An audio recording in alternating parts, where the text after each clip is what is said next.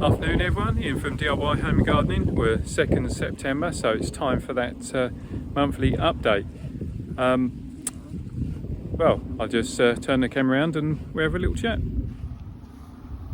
So as I say, we are in September now. It's definitely noticeable that we're into transition from the summer into autumn period, and I'm actually pretty pleased with how some of these things are doing, because it is a first time for me for growing a lot of these. So the Brussels sprouts, as you can see, are starting to make the sprouts, the little sproutlets or whatever you want to call them. So pleased with those. Have fennel, and again, not grown it before, but I'm pretty pleased with how they're doing, considering they've only been in the ground for about 6 or 8 weeks. Celery, we've picked quite a lot of that, got to say, mainly for the guinea pigs, but it hasn't got the white stems to it, but that's mainly because I didn't know really what to do with it. But next year I'll know better. But it has got an amazing flavour to it, which is really nice.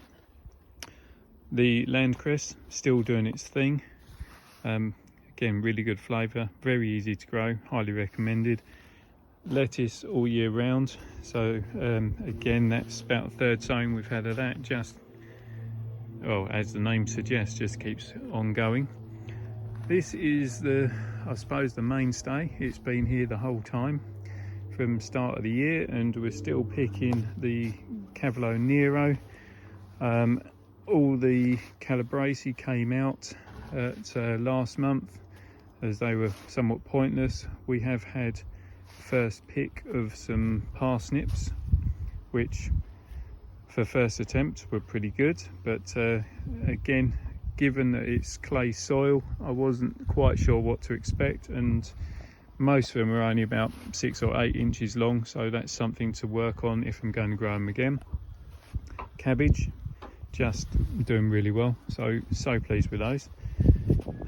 Onto this lot. So these, I don't know if you remember from the last video, but this bed, or the elements in this bed, they got absolutely ravaged by a flea beetle. The kohlrabi we ate, the turnip snowball we didn't. Well, guinea pigs had some, we had a couple, binned the rest. And this purple sprouting broccoli looked really like it was done for. All of it had gone like that, brown and crispy, and all I did really was I went through, gave the plants a good haircut, and they're sprouting quite nicely. So yeah, really pleased that they're coming through. Again, old bit of stuff there. So this bed, last bed planted, kind of looks like a mix of weeds and radish down the end here.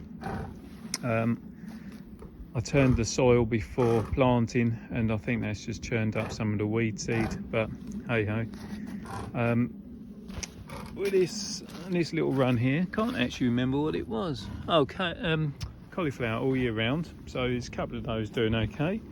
Got some curly kale there, some spinach amelia, which just starting to bulk, but you can see that because it's been hot, it has bolted a little bit.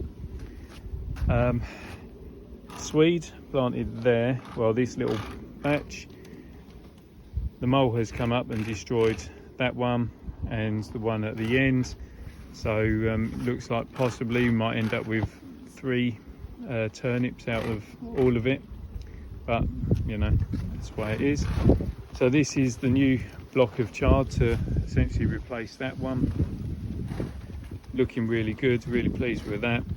There is some kohlrabi planted in that, so that is the last planting of that. And then this is perpetual spinach, so you can see the difference.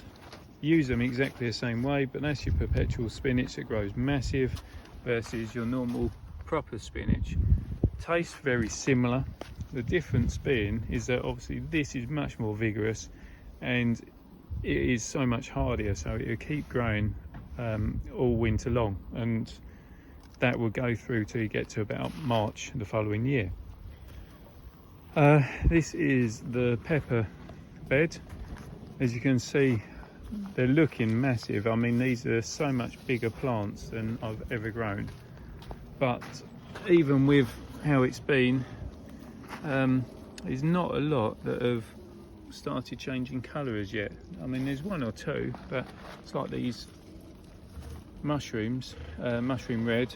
I would have expected to start seeing a bit of colour change by now, and I've got to admit that coming into September with a distinct lack of colour does concern me a little bit, but we shall see. The banana peppers have been doing absolutely stonking. I've had loads already off them, and you can see there's absolutely loads coming through as well. Had the potatoes from there. They were disappointing. There was that blue salad as a main crop, but I won't be growing that again because they were full of scab. Here, last kind of sowings really. So this block of French bean. See if we can get some. And then I've got some peas in here, some sugar snap and Kelvin and Wonder. Basically, this could be my only crop of peas if we get anything, because first two lots, one got eaten by pigeons, one got eaten by slugs, so this might be third time lucky, or it might be nothing. So that's that. Just thought I'd show you the dahlias. So they're looking really good. They had been looking tired at the start of the week just because we had a burst of rain and change in weather last week, which absolutely, well, the rain just crucified them. So I thought I'd just show you as they're looking particularly nice at the moment. So plenty of colour, and indeed been cutting absolutely loads for cut flower for us and for the neighbours and for the owners of the site. Actually, sunflowers just finished doing their thing. You can see that, hopefully, let's zoom in, that's turning into multi-flower now, and that one on planting, the slugs actually ate the top on. Thought it was going to die, but it didn't, and it came out as a multi-flower to start with. So then this little block is all the squash, so absolutely loads of the butternut squash forming here, starting to get into a ripening stage. So you can see it's absolutely loaded, and amongst there, let me move through, and indeed here we've got the squash yuki-curies. Just walk through. Oh, I should have shown you. Let me take a step back. So we picked loads off here, but the old runner bean pergola of love, or whatever you want to call it, doom, because I think we're runner beaned out at the moment. So we've got White Lady on this side and Guinness Record on the other. You can see they're all cascading down. Here is plenty of the summer squash, or patty pans as people like to call them, and you can see absolutely loads of these yuki-curies. In actual fact, those couple look like they've probably been buried where the mole has come out of the ground. So mixture of those, a load of chrysanth that well, have basically been swamped by the squash, so lesson learned on that one. Gonna have to just lift them, take cuttings and do them in the proper bed next year. Then onto this side, you can see my wife, because the sweet corns have now been harvested and cut, and now showing off the pumpkins. Let's just move through, finish up with. So pumpkins looking pretty good,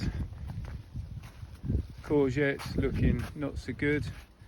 There you got absolutely crucified by powdery mildew. Still got plenty of fruits coming, but yeah, really sort of struggling.